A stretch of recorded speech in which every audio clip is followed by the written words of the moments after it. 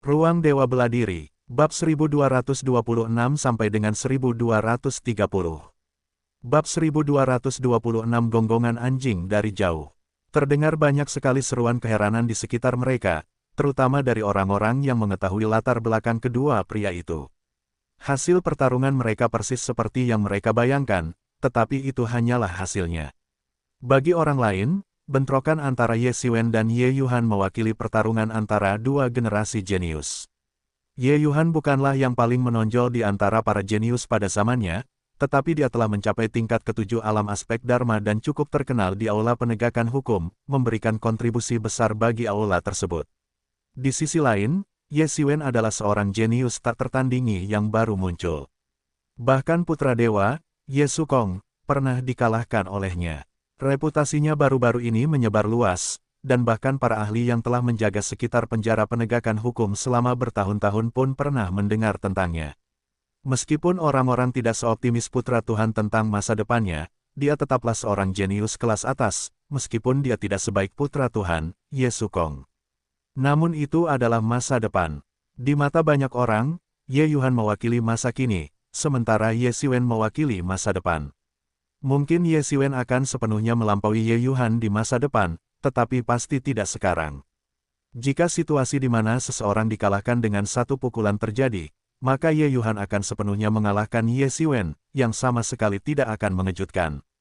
Terlebih lagi, menurut informasi yang mereka peroleh, kekuatan tempur Ye Xiwen paling tinggi berada di tingkat ke-6 alam aspek Dharma, sementara Ye Yuhan baru saja keluar dari penjara penegakan hukum dan kekuatan tempurnya baru saja memasuki tingkat ke-7 alam aspek Dharma. Keduanya bahkan tidak berada di level yang sama, tetapi hasil sebenarnya dari pertemuan mereka benar-benar berbeda dari apa yang awalnya mereka duga. Ye Xiwen ini benar-benar ganas dan tak terkalahkan. Sekarang aku akhirnya mengerti bagaimana yang disebut putra dewa yang tak terkalahkan bisa dikalahkan olehnya. Orang seperti itu hanyalah monster. Dia bukan orang yang bisa dihadapi orang biasa. Ye Yuhan mengira Ye Xiwen masih muda dan mudah ditindas, tetapi dia malah membuat masalah besar. Dia pantas mendapatkannya. Benar sekali, orang-orang dari paviliun giok emas itu biasanya sangat arogan. Dengan mengandalkan dukungan Pangeran Emas dan Pangeran Giok, mereka berani meremehkan bahkan kami para pelayan. Mereka sudah terbiasa bersikap arogan dan mendominasi. Akan lebih baik jika Ye Xiwen memberi mereka pelajaran. Aula penegakan hukum kita bertanggung jawab untuk menegakkan hukum seluruh keluarga Ye. Hal yang paling tabu adalah menunjukkan favoritisme kepada satu pihak, tetapi sekarang para anak muda yang berbakat itu semakin berani, bahkan berani memperluas pengaruh mereka ke aula penegakan hukum kita dan merekrut anggota kita ke dalam organisasi mereka. Ini benar-benar tidak dapat ditoleransi. Saya tidak tahu apa yang dipikirkan ketua aula.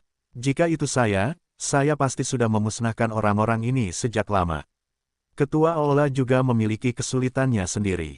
Para jenius ini masing-masing memiliki pendukung yang sangat kuat, dengan banyak tokoh berpengaruh di tingkat atas, yang membuat mereka sama sekali tidak takut.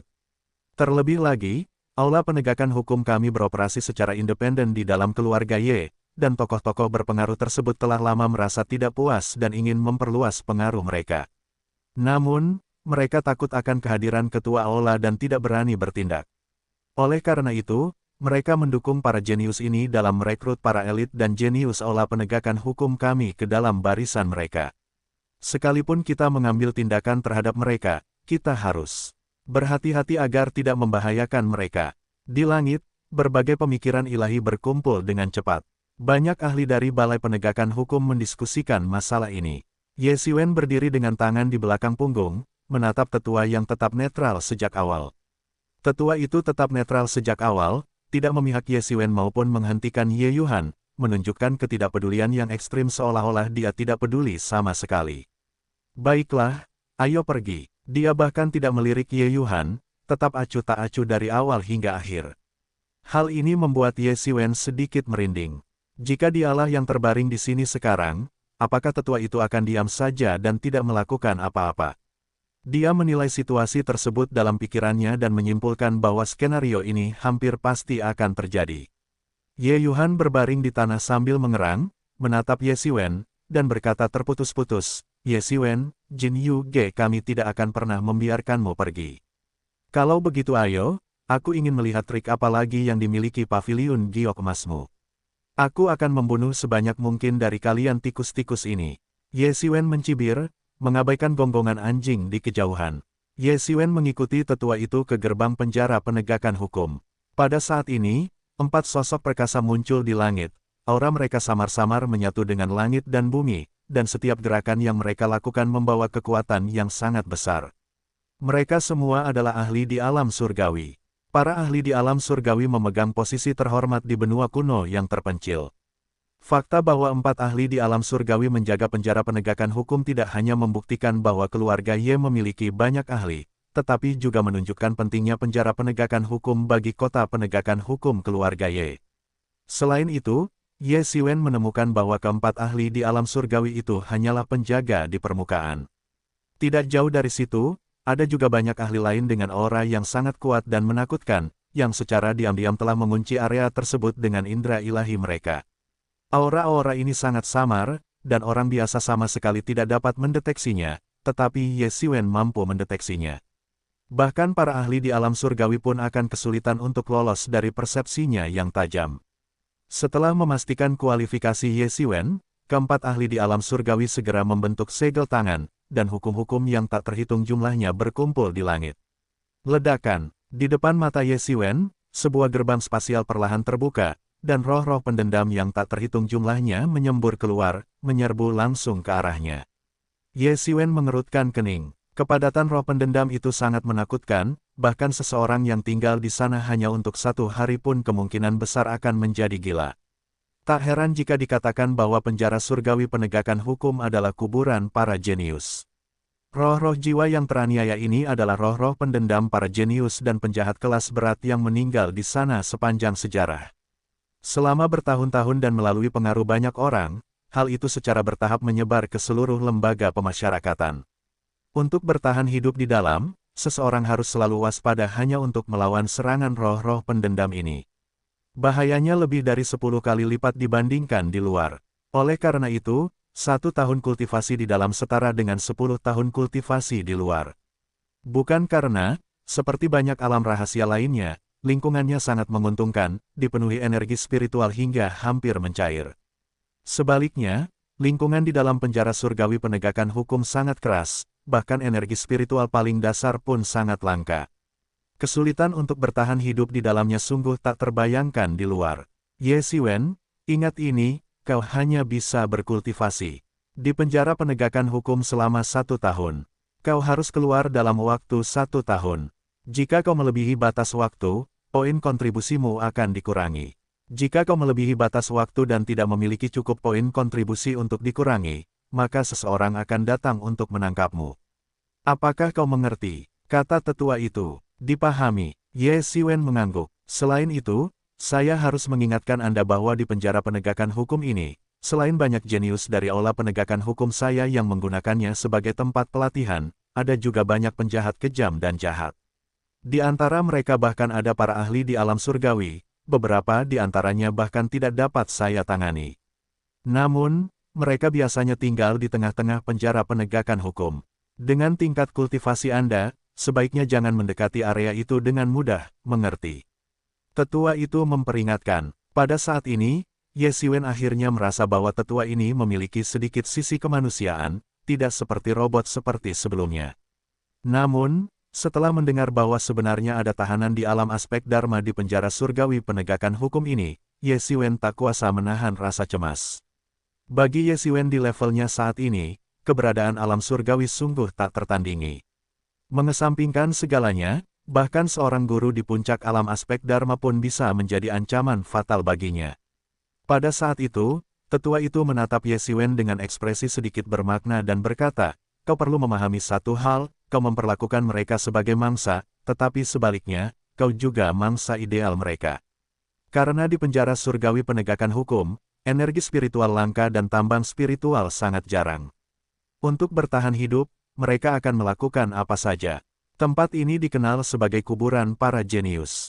Sepanjang sejarah, tempat ini telah mengubur banyak jenius dari keluarga Yeku, yang sebagian besar diburu oleh para penjahat kejam ini. Baiklah, tapi itu semua tidak penting. Jika orang-orang ini berani menyerangku, mereka akan celaka.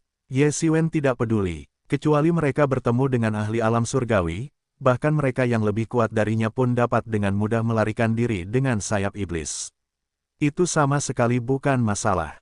Namun, sebenarnya dia tidak seangkuh dan setenang itu. Dia tahu betul bahwa jika situasinya benar-benar seperti yang dikatakan tetua, maka energi spiritual akan sangat langka. Baik untuk berkultivasi maupun bertahan hidup, mereka membutuhkan sejumlah besar energi spiritual yang tidak dapat ditemukan di dunia nyata. Bahkan jika mereka mengambil risiko membunuh para jenius dari aula penegakan keluarga Ye, itu akan sia-sia. Meskipun para jenius ini semuanya sangat berbakat, masing-masing memiliki cara bertahan hidup sendiri, dan mereka kejam serta tidak boleh dianggap remeh. Menentang mereka mungkin berarti kematian, tetapi tidak menentang mereka juga berarti kematian. Selain itu, para penjahat ini bukanlah orang biasa. Jika mereka hanya orang biasa, mereka pasti sudah dilenyapkan oleh Balai Penegakan Hukum sejak lama. Hanya penjahat paling kuat dan kejam yang dipenjara di sini untuk menebus dosa-dosa mereka. Justru karena alasan inilah, kedua belah pihak tidak mudah diajak berurusan, dan orang biasa pun demikian, sehingga tingkat kematian para jenius keluarga Ye tetap sangat tinggi, yang akhirnya membentuk kuburan bagi para jenius. Bagus sekali kau memiliki kepercayaan diri seperti itu. Sebelum para jenius yang meninggal itu masuk, mereka mengira diri mereka tak terkalahkan dan tidak peduli apapun, sama sepertimu. Tapi pada akhirnya, mereka semua mati tragis di dalam. Kuharap kau tidak akan menjadi salah satu dari mereka, kata tetua itu sambil melirik Ye Xiwen. Ya, aku mengerti. Ye Xiwen mengangguk, melangkah, dan langsung melompat ke gerbang penjara. Surgawi Penegakan Hukum, Bab 1227 sebuah konspirasi sedang berkembang. Setelah Ye Xiwen menghilang, Ye Yuhan, sambil memegang perutnya di tempat Ye Xiwen memukulnya, menatap ke arahnya dengan ekspresi penuh kebencian. Ice at Fire, Chinese, Ye Xiwen, kau akan menyesalinya, kau pasti akan menyesalinya. Ye Yuhan meraung dengan suara rendah, memperlihatkan ekspresi ganas, seperti binatang buas yang terluka, matanya tampak seperti ingin melahap seseorang. Aku akan memastikan kau mati. Menyinggung paviliun giok emas kami pasti akan berujung pada kematianmu. Ia baru saja pulih sebagian. Karena mereka berada di kota penegakan hukum, Ye Xiwen tidak berani menggunakan kekuatan penuhnya. Ia hanya terluka dan belum benar-benar menggunakan kekuatan penuhnya. Jika tidak, ia tidak akan bisa bertahan hidup sama sekali. Dia duduk bersila dan dengan cepat pulih hingga sekitar 70–80%. Dia membuat segel tangan dan mengirimkan beberapa jimat komunikasi, beberapa menuju keluar dari kota penegakan hukum dan yang lainnya ke penjara surgawi penegakan hukum. Ye Xiwen, aku akan membuatmu berlutut di hadapanku seperti anjing. Sungguh seorang jenius, sungguh seorang yang luar biasa, aku akan memastikan kau kehilangan semua harga dirimu. Kata Ye Yuhan dengan nada jahat. Dia belum pernah mengalami kekalahan seperti itu seumur hidupnya, apalagi di tangan seorang junior. Itu benar-benar memalukan. Saat itu, tetua berjalan melewati Ye Yuhan, hanya meliriknya dengan acuh tak acuh seolah-olah dia tidak melihat apapun. Namun, dia juga tidak bergerak untuk masuk dan mengingatkan Ye Xiwen. Menurutnya, baik Ye Xiwen maupun Ye Yuhan adalah murid-murid yang luar biasa dari aula penegakan hukum. Akan lebih baik jika mereka akur, dan jika tidak, dia akan berusaha untuk tidak ikut campur. Ini juga merupakan praktik umum di antara banyak tetua netral. Para elit muda ini, meskipun masih muda, semuanya sangat banyak akal dan memiliki beberapa koneksi yang kurang jelas di tingkat yang lebih tinggi. Selama mereka tidak menentang mereka, lebih baik berhati-hati. Lagi pula, bukankah persaingan di antara para master muda ini juga merupakan suatu bentuk kompetisi? Kesan pertama Ye Xiwen tentang penjara surgawi penegakan hukum adalah kesunyiannya. Tempat sepi seperti itu jarang ditemukan di benua kuno yang terpencil karena energi spiritual di benua kuno yang terpencil jauh lebih besar daripada di alam bela diri sejati. Secara umum, pemandangan seperti padang pasir hanya muncul ketika energi spiritual sangat kurang. Semakin melimpah energi spiritual, semakin unggul orang-orangnya dan semakin diberkati tempat tersebut. Tempat seperti itu jarang ditemukan di benua kuno. Namun, di penjara penegakan hukum, ia melihat pemandangan yang begitu sunyi, dan Ye Xiwen dapat merasakan bahwa angin yang bertiup terasa kering dan membawa banyak kebencian. Ye Xiwen menyipitkan matanya. Berapa banyak orang lagi yang harus mati untuk memenuhi seluruh ruangan ini dengan kebencian. Rasa dendam yang mencengangkan ini menyebar ke seluruh langit. Bahkan hanya tinggal di sini dalam waktu singkat pun dapat menyebabkan infeksi, yang mengakibatkan orang menjadi gila, kejam, dan suka membunuh. Dendam terhadap orang mati adalah perwujudan energi negatif paling besar di alam semesta. Hal itu sungguh tak tertahankan bagi orang biasa. Bahkan bagi para ahli bela diri yang sangat terampil ini, bertahan hidup di lingkungan seperti itu akan menjadi ujian berat bagi semangat mereka, terutama dalam hal tekanan mental. Meskipun efek fisik dari kebencian ini masih bisa ditoleransi, serangan mentalnya tak tertahankan. Penindasan mental semacam ini dapat dengan mudah mengarahkan mereka ke berbagai fantasi, yang pada akhirnya menyebabkan gangguan mental dan membuat mereka gila. Orang-orang yang tinggal di sini semuanya adalah penjahat keji. Sekalipun mereka awalnya tidak kejam, mereka akan menjadi kejam seiring waktu. Burung-burung yang sejenis berkumpul bersama, lingkungan secara langsung membentuk mereka. Tempat ini sangat terpencil, pasti sangat sulit untuk berkultivasi di tempat seperti ini, kata Ye Xiwen sambil menyipitkan matanya. Jika Anda ingin meningkatkan level kultivasi Anda dengan cepat, salah satu caranya adalah dengan menggunakan lingkungan yang sangat unggul, dan cara lainnya adalah dengan mengasahnya di lingkungan yang keras. Penjara penegakan hukum tidak diragukan lagi termasuk tipe yang terakhir. Tidak jelas kapan dimulai, tetapi penjara ini berubah dari tempat memenjarakan penjahat penting menjadi tempat pelatihan bagi para pengikut aula penegakan hukum. Melihat sekeliling, Ye Xiwen melihat bahwa sungai yang telah mengering itu dipenuhi dengan berbagai macam kerangka. Beberapa di antaranya adalah kerangka manusia, tetapi ada juga banyak kerangka binatang aneh. Tidak ada yang tahu berapa tahun telah berlalu, dagingnya sudah lama membusuk, dan hanya tulang-tulang ini yang tersisa. Ye Xiwen menarik napas dalam-dalam. Aku akan datang ke penjara surgawi penegakan hukum. Sosoknya berubah menjadi seberkas cahaya, melangkah keluar menuju cahaya tersebut. Reruntuhan kota-kota kuno hanyut di bawah Ye Xiwen. Meskipun tidak melaju dengan kecepatan penuh, dia tetap menempuh ratusan mil dalam sekejap.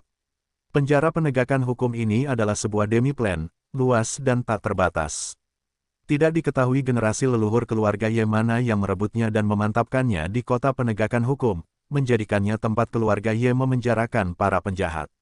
Ruang di sini telah diperkuat berkali-kali. Bahkan penjahat paling kejam di alam surgawi pun tidak dapat melarikan diri dari sini. Untuk pergi, seseorang harus tiba di gerbang pada waktu yang telah ditentukan. Reruntuhan ini menyimpan aura berbahaya, yang mencegah Ye Xiwen untuk memasukinya dengan mudah. Dia tidak akan memilih untuk terlibat sampai dia mengetahui hubungan antara penjara surgawi penegakan hukum dan reruntuhan tersebut.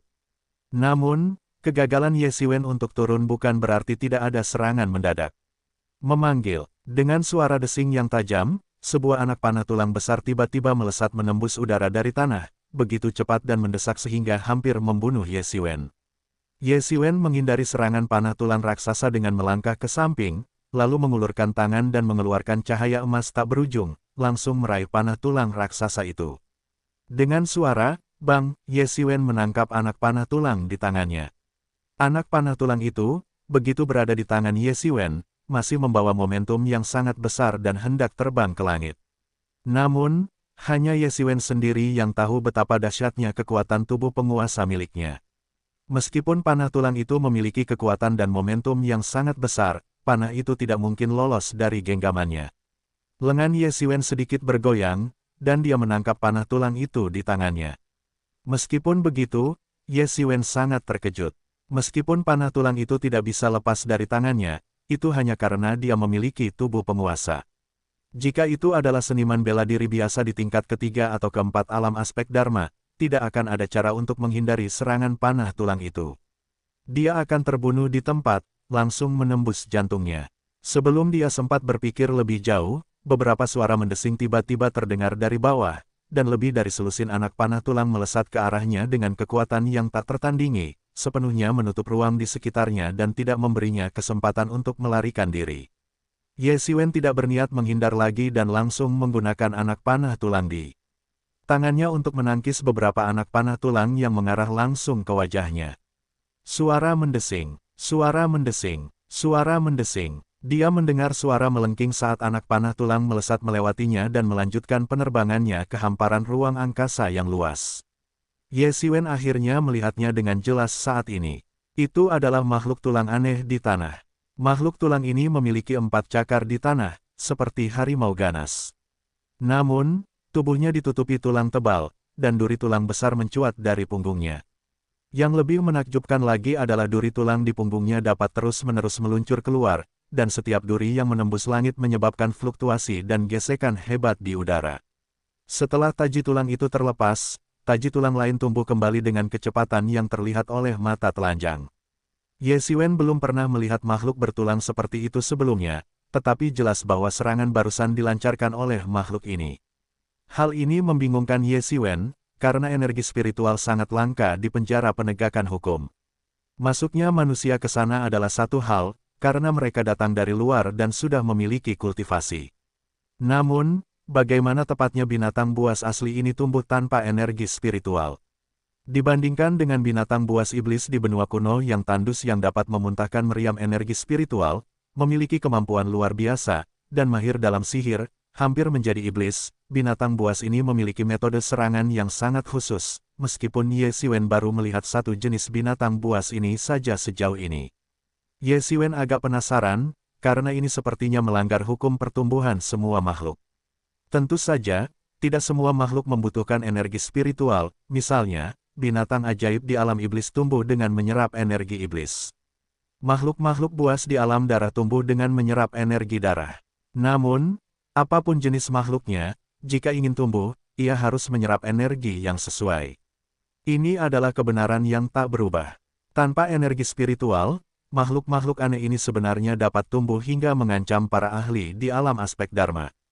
Bagaimana mungkin hal ini tidak mengejutkannya? Sama seperti manusia di bumi pada kehidupan sebelumnya, mereka mengikuti jalan teknologi karena tidak ada lagi energi spiritual yang tersisa di bumi. Bagaimana makhluk-makhluk aneh ini tumbuh dewasa? Ye Xiwen menghindari beberapa anak panah tulang lagi, urat-uratnya menegang saat dia menyalurkan energinya ke lengannya dan tiba-tiba menembakkan anak panah tulang. Targetnya adalah makhluk berbentuk harimau. Jika makhluk berbentuk harimau itu bergerak cepat dan gesit tadi, maka panah tulang yang ditembakkan Ye Xiwen telah melampaui ruang dan waktu, muncul di tubuh makhluk berbentuk harimau itu dalam sekejap. Panah tulang itu langsung membawa momentum yang sangat kuat, menembus lapisan tulang keras di tubuh makhluk berbentuk harimau dan menancapkannya ke tanah di tempat. Raungan, hewan buas mirip harimau itu meraung terus-menerus, tetapi tidak mampu membebaskan diri. Tak lama kemudian, ia mati. Bab 1228 mereka semua telah menemui kematian. Bang, bang, bang, setiap dentuman keras menandakan bahwa seekor binatang aneh yang dilapisi tulang besi telah langsung hancur berkeping-keping oleh Ye Xiwen. Bagi orang biasa, menghancurkan binatang bertulang besi seperti itu adalah hal yang mustahil dan sangat sulit untuk dihadapi, tetapi bagi Ye Xiwen, itu adalah hal yang sangat mungkin. Fisiknya yang tak terkalahkan sangat kuat dan luar biasa dahsyat, konstitusi yang menakutkan yang dapat menyaingi ras naga. Sekuat apapun makhluk aneh ini, mereka tidak dapat menyaingi Ye Xiwen dalam aspek ini. Setiap kali Ye Xiwen menghancurkan seekor binatang aneh menjadi berkeping-keping, daging dan darahnya akan berubah menjadi kabut dan sepenuhnya diserap olehnya. Dalam sekejap, mereka telah membantai kawanan kecil yang terdiri dari puluhan binatang aneh itu. Ye Xiwen kemudian menyelesaikan pekerjaannya. Dia telah berada di penjara penegakan hukum selama sebulan penuh, dan tingkat keempat alam aspek dharmanya telah lama terkonsolidasi. Sekarang dia berusaha untuk menembus ke puncak tingkat keempat alam aspek dharma. Setelah sebulan, Ye Xiwen akhirnya mengetahui bagaimana makhluk-makhluk aneh ini berkultivasi tanpa energi spiritual. Dunia kecil ini dipenuhi dengan berbagai macam makhluk aneh bertulang besi, dan kekuatan mereka bervariasi. Hewan buas yang lebih kuat dapat menyerap saripati daging dan darah hewan buas yang lebih lemah dengan cara melahapnya, sehingga terus meningkatkan kekuatan mereka. Banyak makhluk iblis lainnya melakukan hal yang sama, tetapi hanya sedikit dari mereka yang terus-menerus melahap darah esensi. Ini karena, selain untuk memuaskan nafsu makan mereka, energi dalam darah esensi sangat terbatas. Tidak semua orang seperti Ye Xiwen, yang dapat sepenuhnya menguras energi dengan cermin asal surgawi. Pada umumnya, orang langsung menelan inti bagian dalam, yang merupakan saripati dari makhluk iblis, dengan lebih dari 90% saripatinya terkonsentrasi di dalamnya. Selain itu, Mereka umumnya tidak akan memilih untuk melahap daging dan darah dalam jumlah besar, karena menyerap energi spiritual untuk kultivasi jauh lebih cepat. Namun, di sini berbeda. Makhluk-makhluk aneh ini tidak memiliki inti dalam, lebih dari 90% esensi mereka terkonsentrasi di daging dan darah mereka, dan sangat mudah untuk diserap. Hanya dalam 1 bulan, Ye Xiwen telah sepenuhnya menstabilkan ranahnya dan kemudian mulai berupaya mencapai puncak tingkat keempat dari ranah aspek Dharma. Dia menemukan bahwa di tempat di mana energi spiritual sangat langka ini, dia harus menggunakan semua kristal spiritualnya dengan hemat, dan satu pertempuran saja dapat menghabiskan sebagian besar energi spiritualnya. Awalnya dia tidak terlalu khawatir tentang hal semacam ini. Karena apapun yang terjadi, dengan teknik generasi Phoenix Surgawi yang melindunginya, dia selalu dapat dengan cepat memulihkan sekitar 70–80% dari esensi sejatinya yang hilang. Tetapi di sini, tidak ada energi spiritual, dan hanya mengandalkan esensi sejati yang dihasilkan oleh tubuhnya, kecepatannya tentu akan jauh lebih lambat dari biasanya. Dalam sebulan terakhir ini, Ye Xiwen akhirnya mulai memahami situasi di penjara surgawi penegakan hukum ini. Meskipun disebut penjara, menurut Ye Xiwen, tempat ini hampir tidak berbeda dengan dunia kecil. Orang-orang di sini membentuk kota-kota dengan berbagai ukuran. Selama bertahun-tahun, tak terhitung banyaknya orang yang dipenjara di sini, termasuk mereka yang memiliki kultivasi mendalam dan sifat kejam. Termasuk keturunan dari banyak orang yang tidak mati, sebenarnya ada cukup banyak orang di penjara penegakan hukum ini.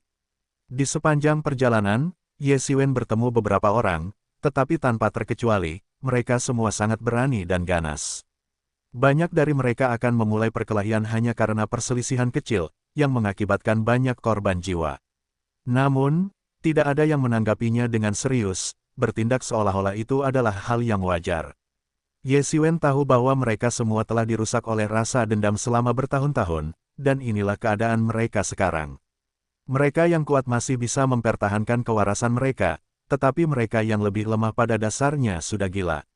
Setelah membantai semua binatang buas aneh itu, Ye Xiwen mengumpulkan semua tulang mereka. Setelah mengumpulkan semua tulang belulang binatang-binatang aneh itu, Ye Xiwen pergi ke kota terdekat. Di dalam seluruh penjara penegakan hukum, terdapat beberapa penjahat kelas berat yang menyimpan kebencian ekstrim terhadap keluarga Ye, sehingga mereka tidak akan pernah mau hidup bersama keluarga Ye. Kota-kota mereka sepenuhnya terisolasi, dan setiap anggota keluarga Ye yang melewatinya akan ditangkap, disiksa, dan akhirnya diperbudak. Namun, ada juga beberapa orang yang bersedia hidup berdampingan secara damai dengan keluarga Ye. Orang-orang ini dapat dengan mudah memasuki kota-kota yang mereka bentuk, asalkan seseorang cukup berhati-hati dan kuat, bahkan jika itu melibatkan anggota keluarga Ye. Tentu saja, tidak ada aturan atau hukum di seluruh penjara penegakan hukum. Satu-satunya aturan yang dapat dipertimbangkan adalah kekuatanlah yang menentukan kebenaran. Selama Anda cukup kuat, tidak akan ada masalah. Kota ini tidak ada bandingannya dengan kota-kota yang dimiliki keluarga Ye di luar sana. Kota-kota keluarga Ye di luar sana dipenuhi dengan berbagai macam susunan sihir, dan merupakan jalan buntu bagi orang biasa untuk mencoba membangunnya. Kota itu lebih mirip benteng perang raksasa daripada sebuah kota.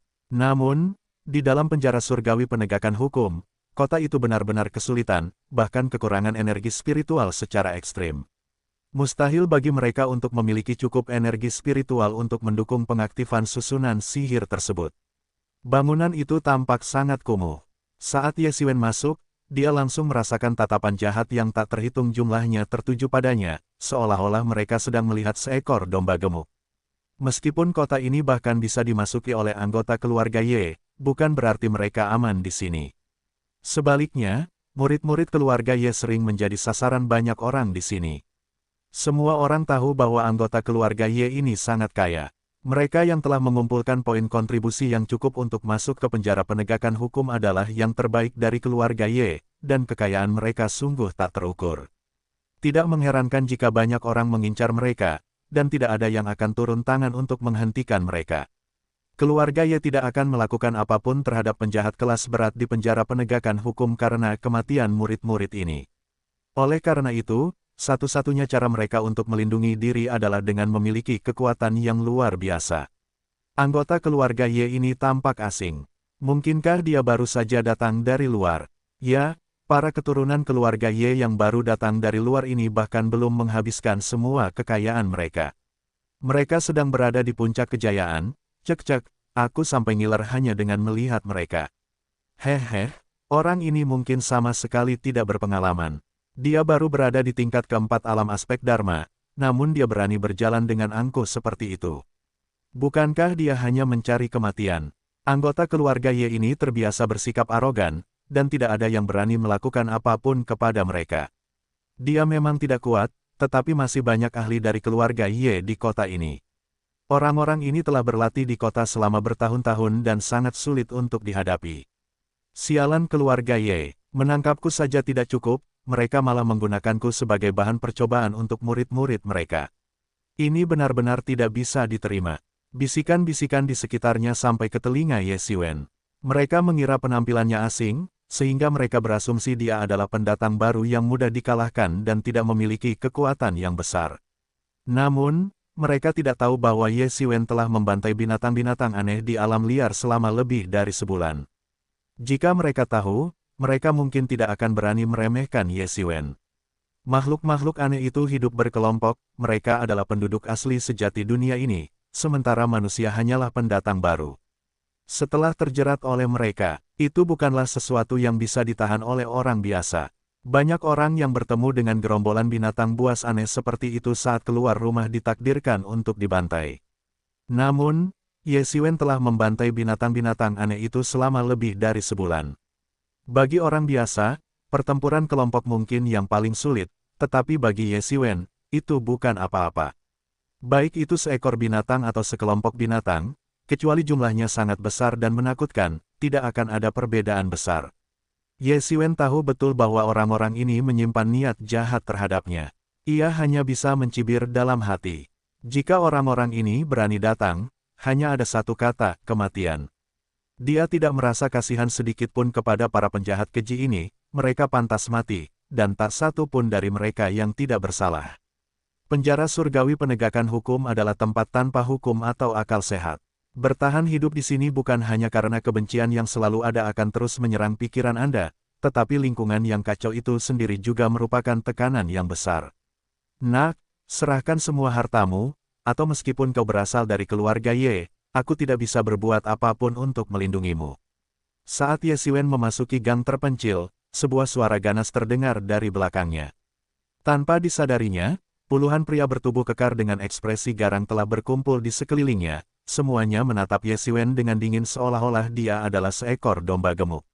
Dengan seringai jahat di wajahnya, Ye Xiwen langsung dikelilingi, dan lebih banyak orang di sekitarnya ingin ikut bergabung. Alasan mereka tidak segera bertindak adalah karena mereka bukan yang pertama bertindak. Jika Ye Xiwen menunjukkan tanda-tanda kelelahan, mereka akan langsung berubah dari warga sipil yang patuh menjadi preman. Kalian para tahanan hina, apakah kalian semua sudah bosan hidup? Berani-beraninya kalian menyentuh keluarga Ye. Pada saat itu, teriakan dingin seorang ahli yang berpengaruh terdengar dari kejauhan. Oh tidak, itu Ye Qianhe. Kita harus bertindak cepat, atau kita akan berada dalam masalah besar saat dia tiba di sini. Mendengar suara itu, banyak orang menunjukkan sedikit rasa takut. Orang-orang ini jelas sangat takut pada Ye Qianhe, karena dia mungkin sudah cukup sering berurusan dengan mereka di masa lalu. Pada saat itu, seseorang berbicara dengan lantang, dan semua orang mengangguk setuju. Bagaimana mungkin mereka rela menyerah pada titik ini? Yang terpenting, Ye Xiwen hanyalah seorang seniman bela diri tingkat keempat dari alam aspek Dharma. Di mata mereka, itu mungkin hanya masalah satu kali pertemuan, dan itu tidak akan memengaruhi pelarian mereka sama sekali.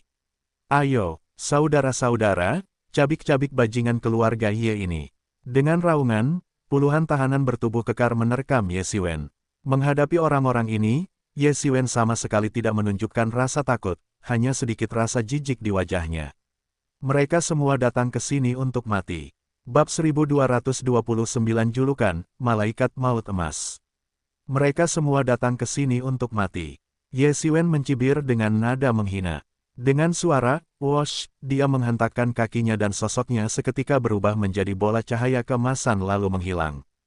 Hosh, sosoknya tiba-tiba muncul di depan seorang penjahat, wajahnya dingin dan matanya dalam.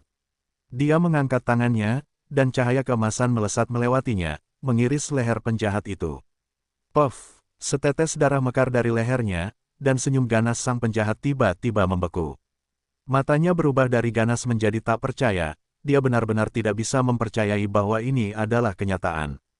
Dia hanyalah seorang ahli bela diri di tingkat keempat alam aspek Dharma. Siapapun yang Anda pilih secara acak di sini jauh lebih kuat darinya. Mengapa demikian? Sikat, puff, sikat, puff, sikat, puff. Setiap kali Ye Xiwen menghilang dan muncul kembali, selalu disertai kematian, dia seperti malaikat maut yang terbuat dari emas. Orang-orang ini akhirnya menyadari apa yang sedang terjadi, tetapi jelas sudah terlambat. Dalam sekejap mata, lebih dari 20 orang dari mereka telah dibantai habis oleh Ye Xiwen, dan kurang dari setengahnya yang tersisa. Semua orang tercengang, terutama para penonton. Mereka tercengang melihat pemandangan ini. Kecepatan Ye Xiwen begitu cepat sehingga mereka hanya bisa menggambarkannya sebagai sangat cepat. Mereka yang berani datang dan menyaksikan semuanya adalah para ahli di tingkat keempat atau kelima alam aspek Dharma, dan masing-masing dari mereka bukanlah tokoh kecil di kota ini. Namun, mereka tidak ada apa-apanya dibandingkan dengan kecepatan Ye Xiwen, mereka bahkan tidak bisa melihat gerakan Ye Xiwen dengan jelas. Yang terlihat hanyalah Ye Xiwen berubah menjadi bola cahaya keemasan, dan kemudian seketika satu orang tewas. Setiap kali cahaya keemasan berkedip, seseorang terjatuh. Dalam waktu singkat, lebih dari 20 orang telah tumbang. Mereka bukanlah orang bodoh, masing-masing dari mereka adalah ahli tingkat keempat atau kelima dari alam aspek Dharma, terbiasa dengan hal semacam ini. Orang biasa bukanlah tandingan mereka, apalagi pendatang baru, bahkan mereka yang berasal dari keluarga Ye. Bertemu dengan mereka adalah jalan buntu. Malaikat maut emas. Hanya itu yang tersisa di benak mereka, malaikat maut emas. Emas, kematian. Orang-orang itu akhirnya menyadari monster macam apa yang telah mereka provokasi, dan mereka semua berbalik dan lari. Mereka semua melarikan diri ke segala arah, berusaha menghilang dari pandangan Ye Xiwen. Meskipun mereka tidak merencanakan sebelumnya, mereka cukup sinkron, masing-masing melarikan diri ke satu arah. Ye Xiwen tidak mungkin membunuh mereka semua, bukan. Saat ini, dia tidak peduli dengan orang lain. Seperti pepatah, lebih baik mati sebagai teman daripada mati sendiri. Mau pergi, Ye Xiwen menjentikkan ujung jarinya, melepaskan sinar emas tak terhitung jumlahnya yang langsung menembus langit dan menuju langsung ke punggung orang-orang itu. Puff, puff, puff. Sinar keemasan yang tak terhitung jumlahnya menembus tubuh mereka, merampas kekuatan hidup mereka. Mereka jatuh langsung dari langit dan terhempas ke tanah. Sungguh metode yang kejam. Mereka membunuh semuanya tanpa meninggalkan satu pun yang hidup. Seseorang yang menyaksikan pemandangan ini merasa ketakutan oleh Ye Xiwen. Meskipun banyak ahli dari keluarga Ye telah masuk di masa lalu, secara relatif, para ahli tersebut seperti bunga di rumah kaca, dibangun dengan sumber daya yang tak terhitung jumlahnya dan bakat luar biasa mereka sendiri. Menghadapi rubah tua yang licik ini, mereka terkadang bahkan jatuh ke dalam perangkap mereka. Namun Ye Xiwen berbeda, metode kejamnya mengejutkan mereka. Mereka tidak pernah membayangkan bahwa seseorang bisa sekejam itu. Meskipun mereka biasanya melakukan hal-hal yang 100 atau 1000 kali lebih kejam daripada Ye Xiwen, itu hanya ketika mereka melakukannya kepada orang lain. Mereka tidak pernah merasakan ketakutan seperti ini jika menjadi korban hal-hal seperti itu. Didorong oleh emosi ini, bahkan jika Ye Xiwen hanya sedikit kejam, mereka akan menganggapnya sangat kejam. Pendatang baru dari keluarga Ye ini benar-benar orang asing. Mungkinkah ada lagi seorang jenius yang muncul dari dunia luar? Mereka semua berada pada tingkat kultivasi yang hampir sama, namun orang ini membantai mereka dengan mudah, tanpa perlu bersusah payah. Sekarang tampaknya mereka hanyalah bahan lelucon, yang sebenarnya mencoba menjebak pendatang baru ini. Keluarga Ye benar-benar diberkati oleh surga, memiliki begitu banyak sumber daya dan menghasilkan aliran jenius yang terus-menerus. Meskipun kita telah membunuh banyak dari mereka, lebih banyak jenius masih terus bermunculan. Sungguh tak terbayangkan, selama para jenius keluarga Ye terus bermunculan, kita tidak akan pernah memiliki kesempatan untuk naik ke puncak. Di masa depan, suatu hari kita akan berubah menjadi segenggam debu dan terkubur di dunia asing ini, seperti banyak leluhur kita. Kelompok penjahat dan preman itu berdiskusi di antara mereka sendiri. Ekspresi Ye Xiwen tetap tidak berubah. Dia tidak peduli apakah orang-orang ini hidup atau mati, dan dia sama sekali tidak merasa iba. Kemudian, sesosok figur perkasa berubah menjadi seberkas cahaya dan melesat keluar, muncul di udara. Ye Xiwen menoleh dan melihat seorang tuan muda berpakaian rapi, berwajah tampan, mengenakan mahkota ungu emas, dan memancarkan semangat kepahlawanan. Kamu Qianhe. Ye Xiwen langsung menyadari bahwa orang ini pasti Ye Qianhe, yang telah mereka sebutkan sebelumnya. Kekuatan Ye Qianhe mungkin telah mencapai puncak tingkat ketujuh alam aspek Dharma. Tidak heran orang-orang ini begitu takut padanya. Di kota kecil ini, dengan kekuatannya, dia sudah cukup untuk menekan semua orang yang tidak puas. Ketika Ye Qianhe tiba, dia melihat mayat-mayat berserakan di tanah, sementara anggota keluarga Ye yang sebelumnya dikepung kini sama sekali tidak terluka. Dia bahkan tidak melirik mayat-mayat yang tergeletak di tanah, ekspresinya sangat dingin. Namun, ketika dia melihat Ye Xiwen, sebuah senyum muncul di wajahnya, dan dia berkata, "Kau berasal dari garis keturunan keluarga Ye, bukan?" Dia sama sekali tidak perlu membedakan, karena semua tahanan yang dipenjara di penjara surgawi penegakan hukum memiliki tanda kutukan di tubuh mereka yang tidak akan pernah bisa mereka hilangkan, bahkan dari jarak jauh. Bahkan keturunan mereka pun akan memiliki tanda kutukan ini di tubuh mereka dan tidak akan pernah bisa menghilangkannya. Mereka yang tidak memiliki tanda kutukan tersebut tentu saja anggota keluarga Ye, yang sangat mudah dikenali. Tentu saja, banyak anggota keluarga Ye juga dipenjara karena melakukan kejahatan dan juga diberi tanda kutukan. Hal itu tidak akan mengejutkan karena jumlah anggota keluarga Ye terlalu banyak, dan tidak perlu mengasihani mereka. Ya, Ye Xiwen mengangguk. Kau sungguh luar biasa. Ye Qianhe mengangguk puas. Meskipun mereka semua sampah dan tidak layak disebut, kau baru berada di tingkat keempat alam aspek Dharma, namun kau mampu membunuh mereka semua hanya dalam beberapa tarikan napas. Kau benar-benar mengesankan. Kamu menyanjungku, kata Ye Xiwen. Sekarang muncul jenius lain dari luar. Itu bagus. Dengan munculnya jenius satu demi satu di keluarga Ye kita akan berkembang lebih baik. Ye Qianhe tersenyum, dan Ye Xiwen dapat merasakan bahwa dia benar-benar bahagia atas kemakmuran keluarga Ye. Kegembiraan ini tulus. Meskipun ada orang-orang seperti Ye Yuhan di keluarga Ye, ada juga orang-orang seperti Ye Qianhe yang benar-benar berdedikasi pada pengembangan dan pertumbuhan keluarga Ye. Namaku Ye Qianhe, dan saat ini aku adalah komandan garnisun kota ini. Siapa namamu? Apakah kau seorang jenius yang baru muncul? Aku belum pernah mendengar namamu sebelumnya. Kata Ye Qianhe, namaku Ye Xiwen. Dulu aku seorang pengembara, dan baru-baru ini aku kembali ke keluarga Ye untuk menghormati leluhurku. Kata Ye Xiwen sambil tersenyum dan mengangguk. Jadi begitulah, kau berasal dari garis keturunan yang terpisah dari masyarakat. Kalau begitu, kultivasimu pasti sangat sulit. Namun kau tetap berhasil mencapai level seperti ini. Kau benar-benar luar biasa, kau bisa dianggap sebagai seorang jenius. Kata Ye Qianhe sambil tersenyum. Mari kita kembali ke kediaman keluarga Ye dulu. Jangan hiraukan orang-orang ini. Mereka semua penjahat rendahan, masing-masing sangat berdosa dan pantas mendapatkan kutukan abadi. Jika mereka berani menyentuhmu di masa depan, bunuh saja mereka semua. Lagi pula, ada banyak sekali orang seperti mereka di penjara surgawi penegakan hukum, jadi tidak masalah. Keluargamu tidak akan menyalahkanmu, sebaliknya, mereka bahkan akan memberimu poin kontribusi. Ye Qianhe mengetahui bahwa Ye Xiwen baru saja kembali dari luar, jadi dia menjelaskan sedikit lebih lanjut, karena takut Ye Xiwen tidak mengerti. Para penjahat yang berdiri di dekatnya, setelah mendengar kata-kata Ye Qianhe, semuanya menunjukkan ekspresi ganas dan penuh kebencian di wajah mereka, tetapi tidak berani mengatakan apapun lagi. Jika mereka benar-benar membuat marah keluarga Ye, dengan kekuatan mereka dapat dengan mudah membantai penjara penegakan hukum, meninggalkan pertumpahan darah. Bahkan tanpa mempertimbangkan ancaman jangka panjang yang ditimbulkan oleh keluarga Ye, kekuatan Ye Qianhe di tingkat seorang penjaga adalah sesuatu yang tidak mampu mereka provokasi. Jadi begitulah, kata Ye Xiwen dengan kesadaran yang tiba-tiba.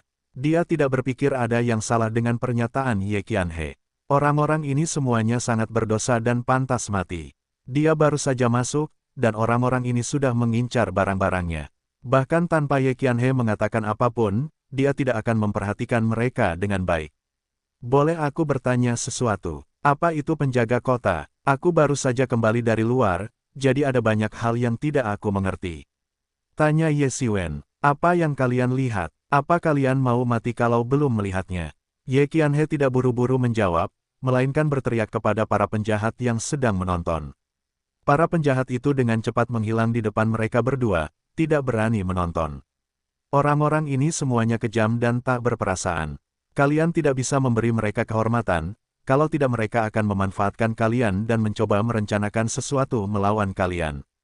Beberapa anggota keluarga Ye terlalu berhati lembut karena hal ini, dan pada akhirnya, mereka langsung disergap oleh mereka dan mati. Kemudian dia menatap Ye Xiwen dan berkata, ini adalah posisi di penjara surgawi penegakan hukum. Tempat-tempat berkumpulnya para penjahat ini secara bertahap telah membentuk kota-kota. Untuk mengawasi orang-orang ini, kita ditugaskan sebagai penjaga. Kita juga bisa mendapatkan poin kontribusi dengan bertugas sebagai penjaga, tetapi hanya yang terkuat di antara generasi muda yang dapat mengambil posisi ini. Pada saat yang sama, kita juga dapat berkultivasi di penjara surgawi penegakan hukum, jadi banyak orang yang bersaing untuk posisi ini. Dan penjaga kota ini adalah aku. Bab 1230 orang-orang ini benar-benar pantas mati. Ye Xiwen kemudian menyadari bahwa memang demikian adanya. Awalnya ia mengira keluarga Ye dibiarkan begitu saja di seluruh penjara surgawi penegakan hukum, tetapi sekarang tampaknya bukan itu masalahnya. Keluarga Ye tidak berada dalam keadaan laissez-faire terkait penjara surgawi penegakan hukum. Namun, Ye Xiwen memikirkannya dan itu masuk akal. Penjara penegakan hukum keluarga Ye menampung banyak penjahat kelas berat dari keluarga Ye. Orang-orang ini tidak hanya sangat kejam, tetapi yang lebih penting, mereka juga sangat berkuasa. Jika orang-orang ini berkumpul tanpa pengawasan yang memadai, mereka dapat menciptakan krisis besar. Sebagai contoh, jika para tahanan ini bersatu membentuk sebuah kekuatan, hal itu dapat menimbulkan ancaman signifikan bagi keluarga Ye, yang sama sekali tidak dapat diterima. Dengan adanya komandan garnisun yang ditempatkan di setiap kota yang berbeda, insiden-insiden ini sebagian besar dapat dicegah, dan tindakan mereka dapat dipahami, sehingga mereka tidak sepenuhnya tidak siap. Para penjaga kota-kota ini semuanya adalah anggota terkemuka dari generasi muda keluarga Ye, terutama para elit muda dari aula penegakan hukum. Ini adalah kesempatan yang sangat mereka inginkan, karena mereka tidak hanya dapat berkultivasi secara terbuka di penjara surgawi penegakan hukum, tetapi juga mendapatkan poin kontribusi. Di mana lagi mereka bisa mendapatkan penawaran sebaik ini?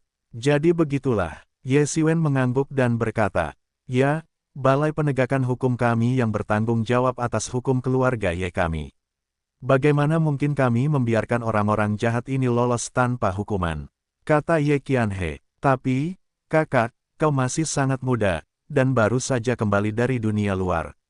Kau sudah diberi kesempatan untuk masuk ke penjara penegakan hukum. Kau pasti telah memberikan kontribusi yang besar. Kata Ye Qianhe sambil tersenyum.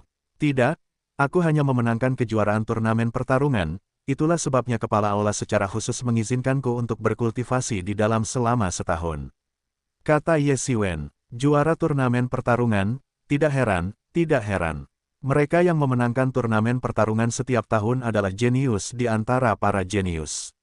Orang biasa tidak memiliki kesempatan ini. Aula penegakan kami juga sudah lama tidak memiliki talenta yang memenangkan turnamen pertarungan.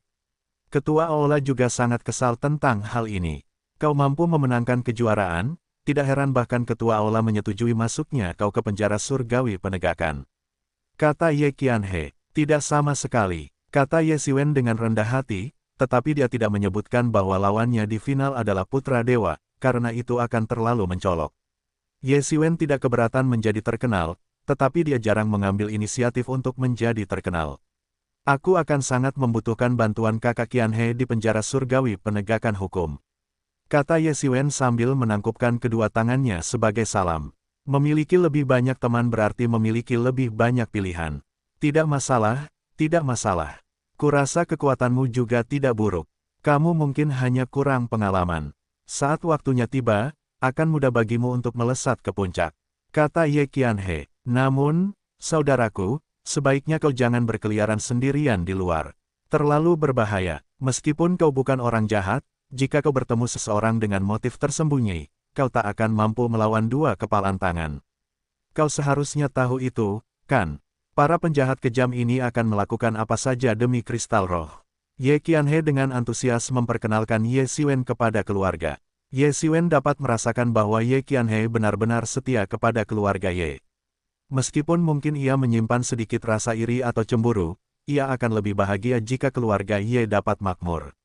Yah, aku tidak kenal banyak orang, jadi sebagian besar waktu aku harus mengandalkan diriku sendiri. Kata Ye Xiwen, lihat, aku lupa, kakak, kau baru saja kembali ke keluarga Ye. Kata Ye Qianhe sambil tersenyum dan mengusap dahinya. Mereka semua tumbuh di keluarga Ye, jadi banyak persahabatan mereka telah terjalin selama bertahun-tahun dan tidak perlu penyaringan lebih lanjut. Tapi Ye Xiwen berbeda. Kakak, jika kau pergi sendirian, sebaiknya jangan terlalu jauh ke dalam. Tempat-tempat yang terlalu jauh ke dalam adalah tempat tinggal beberapa orang yang melanggar hukum dan berkuasa di alam surgawi. Aku tidak berani mendekat, bahkan para tetua pun tidak berani ikut campur di tempat-tempat itu benar-benar berbahaya. Sembari berbincang, keduanya tiba di benteng murid keluarga Ye di Chengzong, markas garnisun. Dibandingkan dengan kehancuran seluruh kota, energi spiritual markas garnisun ini sangat melimpah. Begitu Ye Xiwen membuka mata dharmanya, dia langsung melihat mata air kecil di bawah garnisun, yang terus-menerus bergelembung dengan energi spiritual. Energi ini kemudian dikunci oleh susunan untuk mencegahnya bocor keluar, memastikan bahwa seluruh garnisun penuh dengan energi spiritual, memungkinkan orang untuk berkultivasi di dalamnya tanpa kehabisan energi. Tempat seperti itu jarang ditemukan di seluruh kota. Fakta bahwa murid-murid keluarga Ye mampu menduduki tempat seperti itu dan mendirikan markas garnisun menunjukkan bahwa keluarga Ye masih memiliki pengaruh besar di lembaga pemasyarakatan. Fakta bahwa tidak ada orang lain di area luas sekitarnya langsung menyoroti permusuhan antara seluruh garnisun dan pasukan lain, dan juga mengungkap koneksi keluarga Ye di dalam penjara penegakan hukum. Mereka berada dalam bahaya hampir setiap saat. Beberapa penjahat yang berani bahkan nekat menyergap para murid aula penegakan hukum keluarga Ye. Namun, justru karena lingkungan hidup yang keras inilah para murid aula penegakan hukum membuat kemajuan pesat di penjara surgawi penegakan hukum. Orang membutuhkan tekanan untuk membuat kemajuan pesat. Ini adalah markas garnisunku. Banyak murid keluarga Ye tinggal di sini. Tidak banyak tempat dengan energi spiritual di kota ini. Ye Qianhe memperkenalkan. Dia tampak sangat akrab dengan Ye Xiwen, terutama setelah mengetahui bahwa Ye Xiwen telah memenangkan kejuaraan atas nama aula penegakan hukum. Itu bukan sanjungan, melainkan kegembiraan yang tulus. Ini sangat jarang terjadi. Di tempat terpencil seperti ini di dalam penjara penegakan hukum, sangat tidak lazim melihat pemandangan seperti ini. Kata Ye Xiwen, ya, tapi itu bukan apa-apa. Bahkan, di area tengah penjara penegakan hukum, para ahli alam surgawi di antara para penjahat menggunakan metode ampuh untuk secara paksa menangkap urat-urat spiritual dan menguncinya di dalam, sehingga konsentrasi energi spiritual di sana hampir tidak kurang dari yang di luar. Namun, ini juga membuat tempat-tempat lain menjadi lebih sepi. Kalau tidak, penjara penegakan hukum tidak akan begitu sepi. Jelas Ye Qianhe. Ye Xiwen mengangguk, jadi begitulah keadaannya. Energi spiritual di penjara penegakan hukum ini sangat langka, dan urat spiritual bahkan lebih langka lagi. Satu-satunya yang tersisa telah direbut oleh para tokoh besar atau keluarga Ye, jadi mereka tidak punya kesempatan untuk menguasainya. Oleh karena itu, pertempuran mungkin pecah demi kelangsungan hidup dan untuk merebut batu roh. Di dunia luar, batu roh mungkin jatuh ke tanah dan tidak ada yang mau repot-repot mengambilnya. Satu-satunya cara lain untuk meningkatkan kultivasi adalah dengan melahap daging dan darah binatang-binatang aneh itu. Daging dan darah binatang-binatang ini sangat mudah diserap. Meskipun kemajuan kultivasinya terlihat jelas, itu tetap lebih baik daripada stagnasi. Tentu saja, ini bukanlah halangan bagi anggota keluarga Ye, karena orang-orang ini biasanya membawa sejumlah besar kristal spiritual sebelum mereka datang. Selain itu, karena keterbatasan waktu, mereka tidak dapat tinggal di penjara penegakan hukum untuk jangka waktu yang lama, sehingga mereka tidak kekurangan kristal roh. Hal ini juga memberi para penjahat cara lain untuk mendapatkan kristal roh, menyergap dan membunuh anggota keluarga Ye. Bahkan membunuh satu orang saja bisa membuat mereka kaya raya dalam semalam. Tepat ketika Ye Xiwen hendak memasuki garnisun, serangkaian langkah kaki tergesa-gesa terdengar dari dalam, dan seorang pemuda melesat keluar. Kultivasi pemuda ini juga berada di sekitar tingkat keempat alam aspek Dharma, dan auranya tajam dan berat, jauh lebih kuat daripada rata-rata ahli alam aspek Dharma tingkat keempat di luar.